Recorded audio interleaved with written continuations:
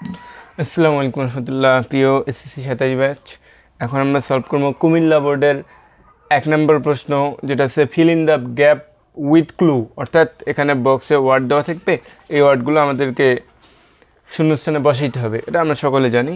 তো বেশি কথা না বলে চলো শুরু করি। দেখো, প্রথমে আমরা বক্সের ওয়ার্ডগুলো মানে জানবো। মানে না জানলে আমরা কিছুই করতে পারবো না, তাই আমরা আগে মানে জানবো। এখানে দেখো, ফিয়ার্স মানে হচ্ছে ভয় ভীতি। ফিয়ার্স মানে ভয় ভীতি। কনভার্স আচ্ছা, আমরা কি একটা শব্দ জানি যে কনভারসেশন মানে কি? কথোপকথন। কনভারসেশন মানে কথোপকথন। আর এই কনভারসেশনের হলো ভার্ব ফর্ম হচ্ছে, কনভারসেশনের ভার্ব ফর্ম হচ্ছে কনভার্স। আর এর ফির অ্যাডজেক্টিভ ফর্ম হচ্ছে কনভারসেশনাল।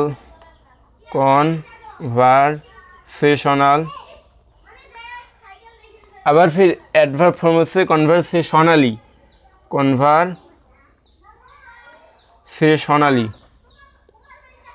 একটা শব্দের 4টে ফর্ম হয়: নাউন, তারপর হচ্ছে ভার্ব, অ্যাডজেক্টিভ এবং অ্যাডভার্ব।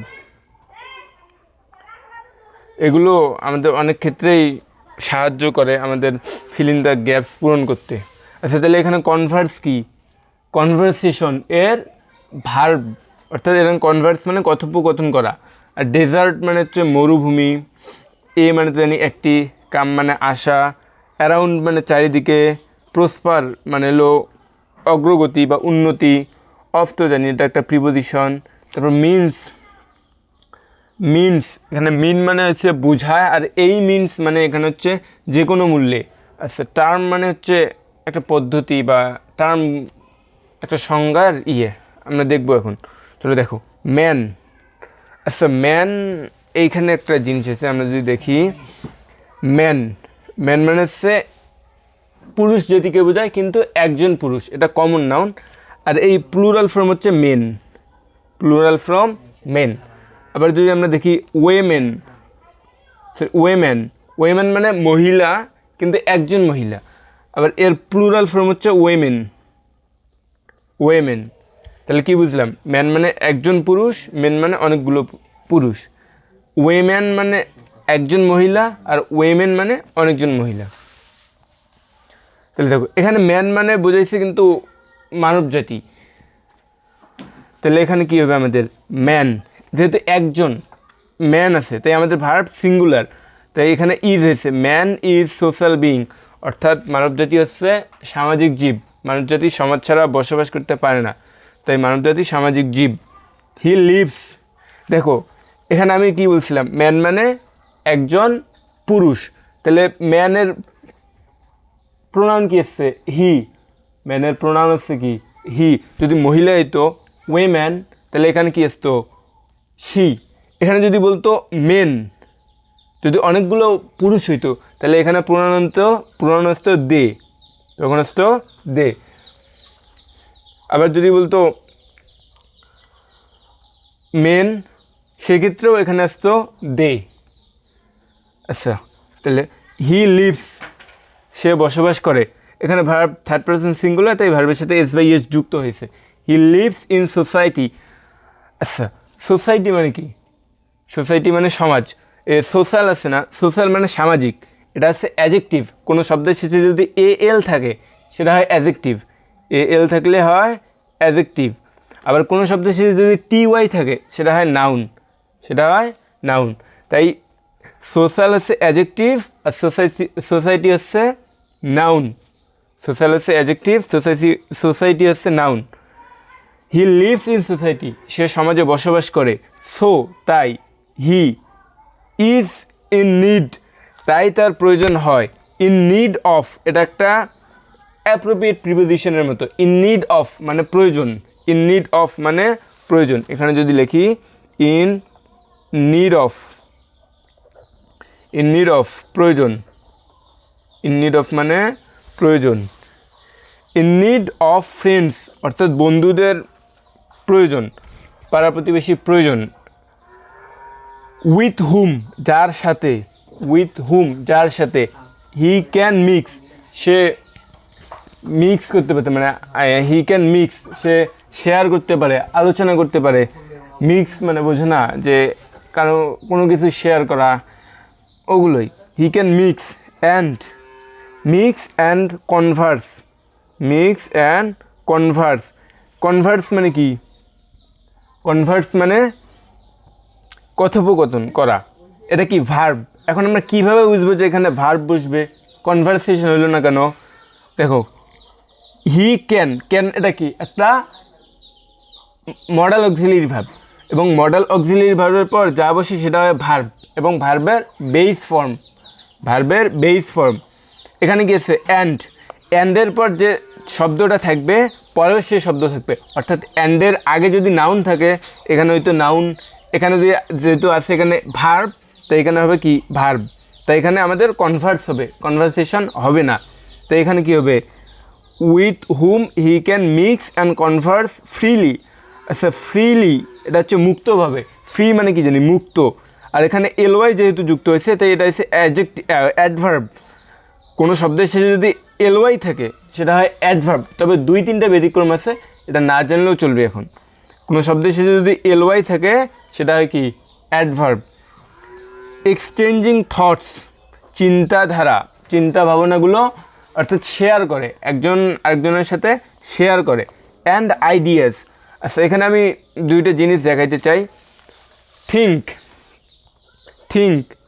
মানে কি? চিন্তা করা। এটা হচ্ছে নাউন, ভার্ব।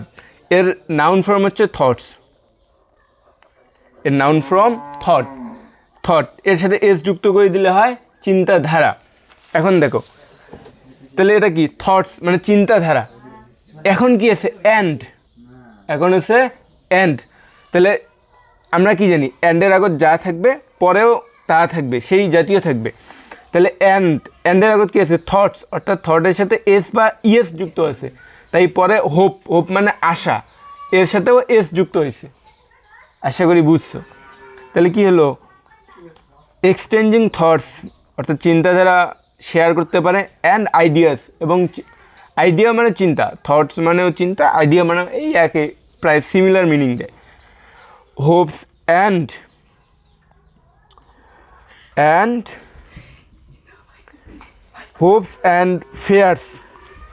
ফেয়ার্স মানে কি? ফেয়ার্স মানে ভয় ভীতি, অর্থাৎ যদি কারো ভয় লাগে সেটা শেয়ার করে, যদি কোনো কিছু থেকে সে ভয় পায়, আছে না আমাদের প্রতিবেশীরা ওইরকম শেয়ার করে। তাহলে এখানে কি? হোপস এস বা ইয়েস যুক্ত আছে, তাই এখানে আমাদের ফেয়ারের সাথে এস বা ইয়েস যুক্ত হয়েছে, ফেয়ারের সাথেও এস যুক্ত হয়েছে। তারপর দেখো, বাট কিন্তু, এভরিবডি প্রত্যেকে, উইথ হুম যার সাথে, উই মিক্স আমরা শেয়ার করি, ইজ নট আ ফ্রেন্ড নয় আর কি একটা বন্ধু। In the true sense of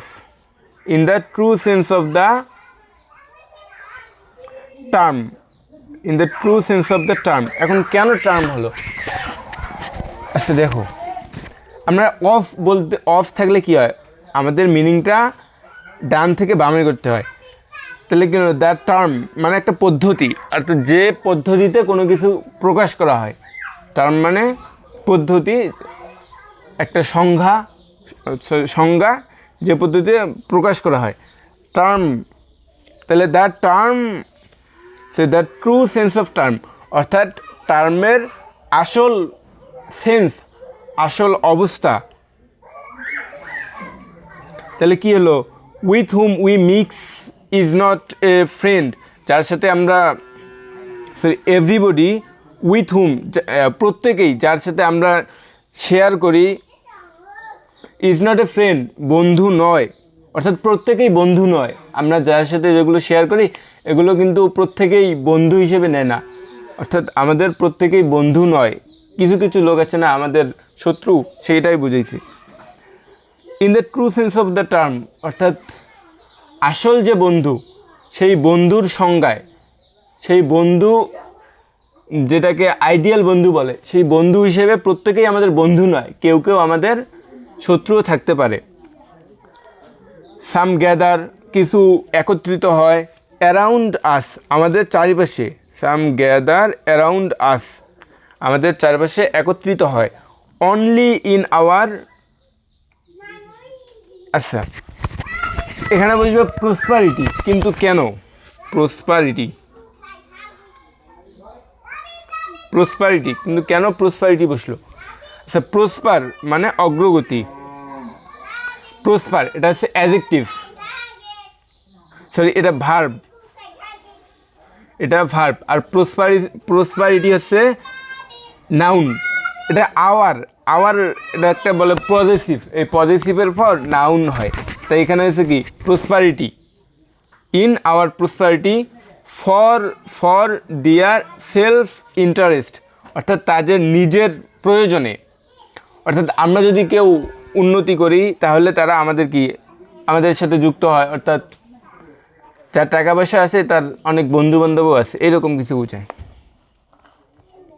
but কিন্তু wherever we are in trouble, যখনই আমরা সমস্যায় পড়ি, আর ডিফিকাল্টি সমস্যায় অথবা কঠিন কোনো কিছুতে পড়ি,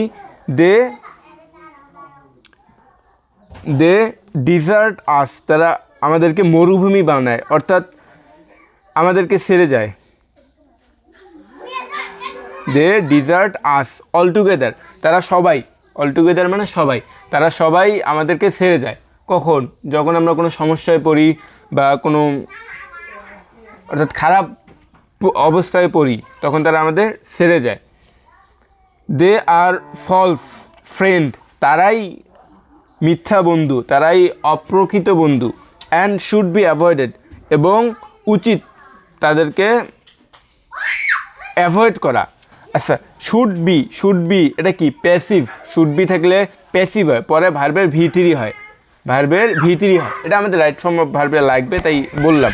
should be avoided by all, should be avoided by all means, মানে যে কোনো মূল্যেই, should be avoided by all means, তারা যে কোনো মূল্যেই অ্যাভয়েড করা উচিত তাদেরকে, কাদেরকে? যারা আসল বন্ধু নয়। তারপর কি আছে? The test of real friends, অর্থাৎ প্রকৃত বন্ধুর পরীক্ষা, কামস অনলি ইন মিসফরচুন, অর্থাৎ খারাপ ভাগ্যের মাধ্যমেই আছে, কামস। এখন এখানে একটা প্রশ্ন হইতে পারে, আমাদের সাবজেক্ট অনেকেই মনে করতে পারবো যে এখানে ফ্রেন্ডস আছে, ফ্রেন্ডের সাথে এস বাই এস যুক্ত আছে, তাহলে এখানে ভার্বটা হবে কি প্লুরাল, তাহলে এখানে কামস তো জানি আমরা সিঙ্গুলার, এখানে কামস হলো কেন? এক্ষেত্রে আমাদের মনে রাখতে হবে যদি প্রিপোজিশন থাকে এবং প্রিপোজিশনের শুরুটা দেখে আমাদের ভার্ব বসাইতে হয়, শুরুতে যদি সাবজেক্টটা সিঙ্গুলার হয় তাহলে আমাদের ভার্বটা সিঙ্গুলার বসাইতে হয়, ভার্বটা যদি সাবজেক্টটা যদি প্লুরাল হয় সেক্ষেত্রে আমাদের ভার্বটাও প্লুরাল বসাইতে হয়। তাহলে দ্য টেস্ট এটা হচ্ছে সাবজেক্ট, অর্থাৎ পরীক্ষা, দ্য টেস্ট পরীক্ষা, যদি টেস্ট থাকতো, টেস্ট এর সাথে এস থাকতো, তাহলে সেক্ষেত্রে আমাদের ভার্ব প্লুরাল হইতো, যেহেতু টেস্ট আছে তাই আমাদের ভার্ব কি এখানে সিঙ্গুলার, অনলি ইন মিসফরচুন। আচ্ছা তাহলে আশা করি এটা বুঝছো, এবং ইনশাল্লাহ আমি পরবর্তীতে অন্যান্য বোর্ডের প্রশ্নগুলো সলভ করব, এবং দেখলা তো এর মাধ্যমে আমরা কত কিছু ভেঙে ভেঙে বুঝলাম, ইনশাল্লাহ পরবর্তীতে বুঝবো। তো আজকে এখানেই রাখি, দেখাবো ইনশাল্লাহ পরবর্তী কোনো ভিডিওতে। আসসালামু আলাইকুম।